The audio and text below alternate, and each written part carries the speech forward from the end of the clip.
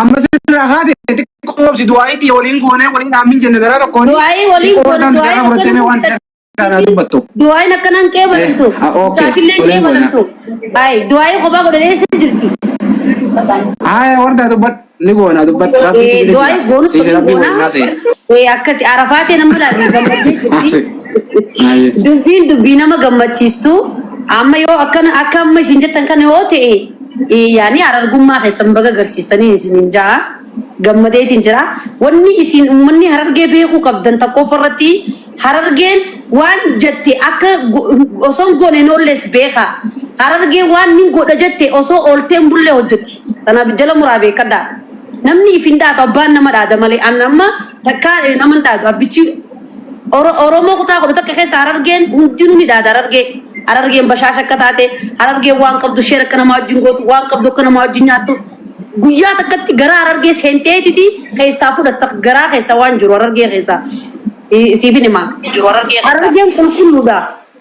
keessi isii nadiifa waan nin godha jetteellee dhiiga buustee guyyaa takkatti waan sana osoo hin goone harargee riibni qabu wanni beeku qabdan ummanni harargee lammafarratti immoo sabni biraatis oromoo waan ta'eef jecha akka nama takkatti saba keenya oromummaa walii qabna dhiigummaa walii qabna sinigalee eefa isaan kanarratti wal qabdanii isiin kana godhanii fi yaani isiin gammachuusiiti isaafillee du'aa haa gootu kaanifillee gudura sababa ta'eefillee du'aa haa gootu miira keessa waliin naqinaadha kana booda ani wanni nana gammaa kirikiri irratti dubbachuu diduuf oromoo addaan qooduun barbaadu ture.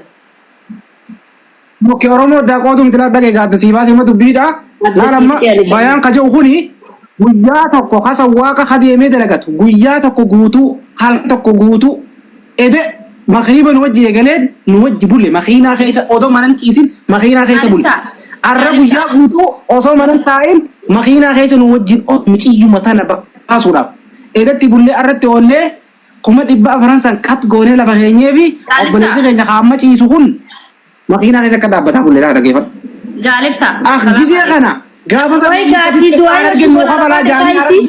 Abu Arafatin toro dubbi rabar badde man Dubai dufanu dabbadu sita itaya Dubai fi miti jaalibsa assalamu alaikum ha soine finne geessine wanti amma dhufneef wayna sirraa ba jaalibsa gammachuu ibsachuu dhufne arargummaa falmachuu ay gammachuu wal keessana ibsanna dabbadu re waliin ibsanna harargee maayikingi harargee ummata nazifa ummata waan jecha arafan gochaan agarsiisu ummata qulqulluu ummata barbaadamaa ummata som harargee maayikingi harargee wallahi sirbina wajji saarra gin kaysin baka wajji sirbina harargee jechuun ummata noshof ummata afaan malee ummata asoo afaan hin ta'in afaa qabu jechaan sunteen gochaan see agarsiisu ummata harargee ummata mul'ataa ummata jaalatamaa ummata beekamaa ummata qulqulluu sinigalee akkas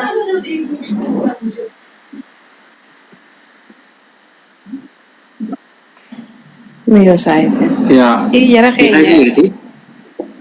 Gue jadi Saya tutup badu me. Rakyat nakin mira kayak sabai lubu ye. Jose ni munaye Ama mujo mira kayak nakin ah. Bayam fode te katarakap sisi arka fara kaya te kita gefatami. Oh, ana ya tu kesain bade Wanni guddaa hoteela guddaa terakame bar. Jaalibsa harargee jechuun warshaan makiinaatii fi warshaan xayyaara harargee biratti hojjetama. Beekamin jedhe harargee jechuun nama afaan oromummaa qopheessee nama harargee jechuun dubartii keenya baroonnee sibiila. Goon kam taate harargee tokko jedhu dubarneeti. Harargee jechuun dhalaatu akka dhiiraati. Harargee jagnaano. Dhaqaalee waddimme. Qabtaanoo. Malu bakta. Biyya jabduu kana duraan qaamsanii gubbaa jiranii nurraa lafi bareedduu ta'e. Way. Bareeddu waan nopaasan takka jirtu harargee jechuun ummata beekamaa ummata oromoo kutaa 10 takka keessaa takka faabe sigalee kutaa 10 takka keessaa harargee maakingi harargee ta'uu hojjaan wallahi bataan dasita yini silaan kutaa lagaa seenaa qabu bakka duulle sigalee harargee jechuun beekaa qabnaa hayyuu qabnaa tujaara qabnaa miskiina kan cinaa kan dhaabbatu akkasumaan zakkii namni jedhamu kuma dhibba furdite sanii tanaaf dabarsee haatoo saatoo dhobaatu sareen osoo beektu gubaa wajjii hagaluuf ni gala arrasila nama kiyya Oromoo Harargee keessaa taate akkasii miti kan galuuf hin galaa. Dhaabbatee kuma dhibba afur akkasitti diinaar kana fuudhee kan galuuf hin galaa waa hilla nyaatan malee waa hilla naasawanii. Sila arra hamaa keenya Harargee taate akkasii miti sila hidha malee kan galuuf hin galaa. Haqilaa cidhaa dhahiittiimi gowwaa dhahiittiimi. Ani Harargee waan akka madhuuf hin qaba. Dhaabbatee uguusuma sheeka inni nama gaddummaa fi dubbichi zakkii jechuun kuma dhibba ustaasa maqaa isaatiillee dajala galee jaalibsaan beekuu danda'a. Ustaasa uguus qarshii kuma dhibba makiinaa warri arsii warra arsiisan irratti gumaacha godheef jechuudha. Sheeka isaanii. Galgala takkatti nama kuma dhibba shan dabarse zakkii jechuudha. Nama akkanaa kana qabnaa jechuudha Harargee kan isaan miti. Sigalee. Gabtaachuu. Akkas. Amma dhiisii dubbiyyee galatoomii amma anaa si dhaabaa. Yoo miira keessa galallee dhiifama. Abshir amma atiif shaan dhugi. Maaf zaabira keessa yoo maaf zaabira jirta amma? Mee waan isin hin jiru. Amma bayaan nuti haasu. Bayaan mi'aati gabaasa kan. Dhiifama miira keessa galallee. Dubbattanillee inni gaa amma kutaan biraallee isin tuqaan jiru isinillee kutaa namatti gina. Harargummaas yeroo baay'ee ifin dhaadina. Hin beekamtan gochaa miti jechaa miti gochaan beekamta waan ta'eef akkasitti akkana qabna akkas qabna dhiisa hin qabdan. Namuu isinii miti hambitiin isin beekti. Kanaaf ammoo inni godhame ilmi Harargeedhaa wacaanii miti amma laazakin hin wacu tiktookun qabu. Gurbaan kan qabu ta'ee feesbuukaa akkasirraa hafee bilbila ijoollee keenyaa qaba waan godhu bee gabbeetu qaba waan sanniin godha jeeraawwan. Waca keessan dhaabaa hingaa waca keessan dhaabaadha waan biraatiin fantaa kolfaa taphata. Saa dhugaa keetii bayyaan duraan dursee dhugaa keetii dubbiin hanga dubbatumuu qaba hanga dhaabbatu qaba. Sigalee quba kana gaafa kana nama gootee quba meeqaa sitti deebi'a afurii sitti deebi'a ginati immoo tokko namatti qaba. Yoo namatti yoo naman qeen yoo sabni kiyya quba kiyya narraa buqqis yoo Harargeen cingidi narraa buqqis yoo Harargeen cinaa dhaabbattee kana mata kan sappoortii na gootee fireedamii na goote akkamitti akkana jettaati.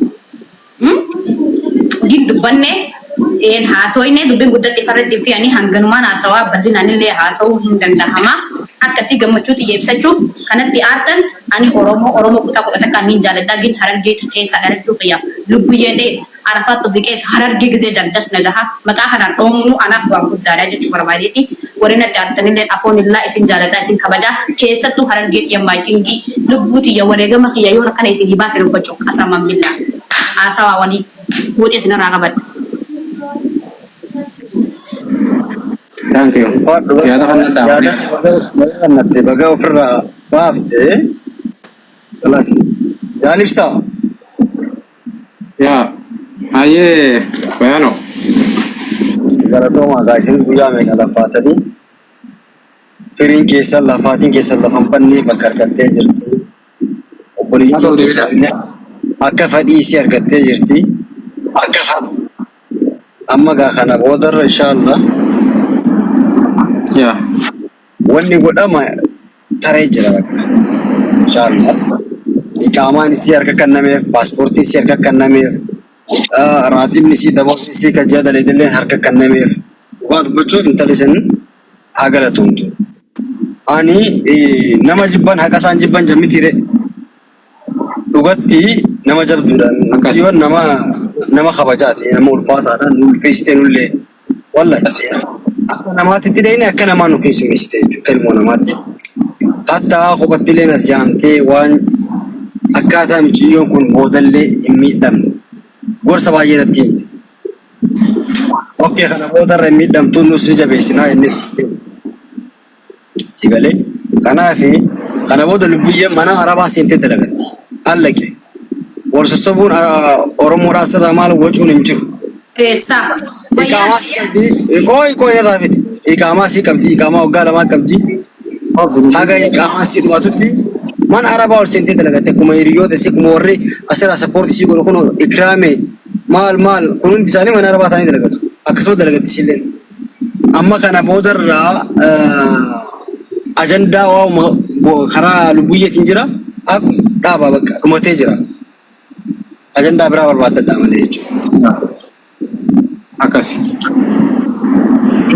Bayyaan kiyyaa dhugaadhaa dubbiin teetii Ani fakii jechuun gaafa rakkadhallee already na cinaa dhaabbatee bika kanaan nagahe Dr. Maryamillee iqaama san akka nama takkatti hadooddee naaf dhaabbattee asiin nagaheesse hagalatomtu zajaansi jannataa ilmi nama galatoomi namaan jaaha galata namaaf galchuu rabbi galata isaaniitillee hin wallaale galata nama beene galata rabbiitillee beeku nan jaaladha nan kabaja qoma jaalibsaa dabbal ati kumaatamaan jechuu garee